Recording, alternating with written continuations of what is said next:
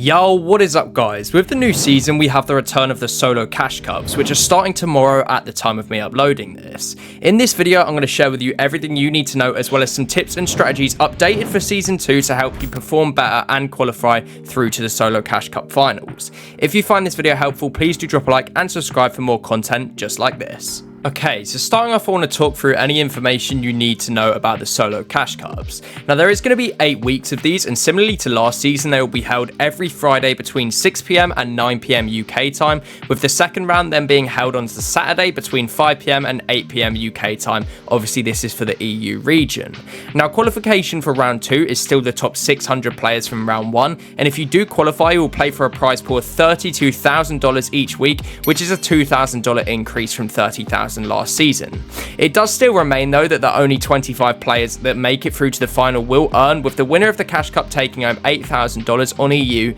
each week. Now next up I want to talk about the points format and also points predictions for qualification to round 2. So now moving on to the format, it's going to be the same as last season, with the win being worth 60 points and each elimination being worth 2 points respectively. Now this means that one win is worth the same amount of points as 30 kills. The placement begins at top 50 and is spread out by 1 point per player that dies until you reach the top 3, where it then becomes a +2 placement points for entering the top 3, a +4 for entering the top 2, and ultimately a +7 placement points for the win. Now due to the format still being so placement heavy, I'd highly recommend not taking many fights and just prioritising getting to endgame on a regular basis, as this will then allow you to capitalise on the placement points that are at stake. In terms of a points prediction for what I expect Qual to be this season, if we look at Qual from the last 3 events of last season, it was 294 points, 290 points and 295 points respectively. Now Qual at the beginning of the last season was also 295 points, so that tells us that it stays pretty consistent throughout the whole season with this format.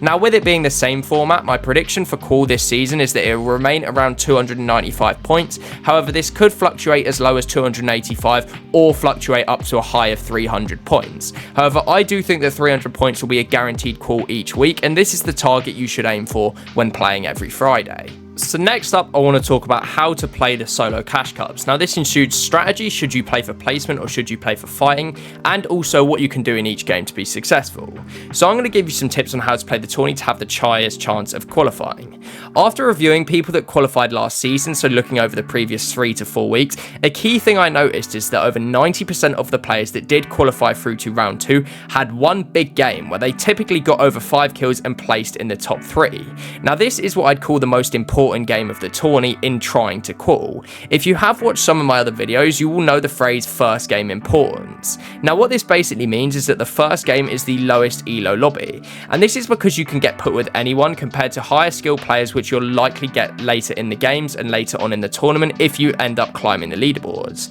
Now the advantage to being in a low elo lobby is that the average skill of the players in the lobby is lower, so you have a higher chance of dropping either a good game with lots of kills or getting deep into the game and potentially getting that win, gaining you lots of points. You can do both if you're an insane and confident fighter.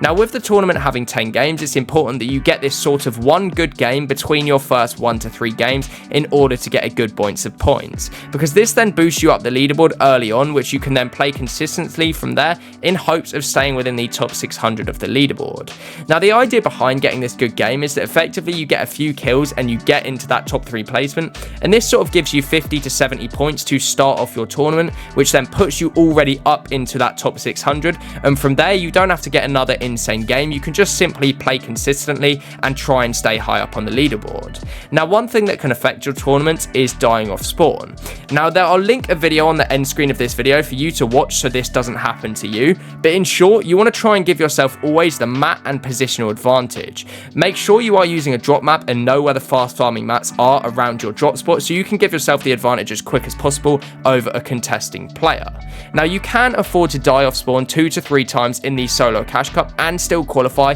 as long as you make use of the games which you do survive and get off spawn. To put it simply, the most important thing when trying to Qual is capitalizing on the games where you make it off spawn and try and make it deep into the end game. You want to make sure that if you're not dying off spawn, you're also not dying in the mid game. Games where you die off spawn and only spend 1 to 2 minutes isn't that bad because you haven't wasted much time, but games when you spend 10 to 15 minutes to go down in the mid game and still die in 50 seconds and get 0 placement points, they're the ones that are going to stop you qualifying through this tournament. If you really do get off spawn, you have to maximize that and get into the top 10, get into the top 5, and try even make it deep into the game and get a top 3. Now, if you do this 2 to 3 times without the tournament, whilst picking up some kills here and there, which could be AR kills or shotgun kills in the mid game, although I wouldn't recommend taking mid game fights, I'd always try and look for kills either off spawn or end game, you have a much higher chance of qualifying through to the finals. Now, of course, there always is the factor of time management, which I also have covered in a previous video, but in short, you can either late start by sort of 10, 15, 20 minutes or up to half an hour,